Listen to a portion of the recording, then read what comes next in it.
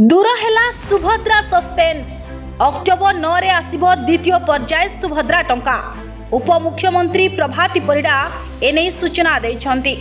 प्रथम किस्तीर द्वितीय पर्याय टंका हिताधिकारी को प्रदान कराजिबो। द्वितीय पर्याय रे प्राय 40 लाख महिला शामिल हेबे। अक्टोबर 7 सुधा जो माने आवेदन करिथिबे सेमानंक मध्यरु योग्य महिला माने एई योजना रे शामिल होई परिबे। सेपटे वर्तमान पर्यंत 97 लाख महिला सुभद्रा सहायता पाई आवेदन कर सारी। जो माने बात पड़ी जिबे से माने परवर्ती पर्याय शामिल हेबे बोली सूचना देइचंती उपमुख्यमंत्री प्रभाती परिडा। आहुरी कहिसंती जे मार्च 8 जाए सुभद्रा आवेदन पाई समय सीमा रहिछि। तेणु जो माने ई-केवाईसी भरी नाहंती से माने खूब शीघ्र ई-केवाईसी भरिबा पाई सूचना देइछंती Prabhati Parida. Bureau report, metro TV Odisha.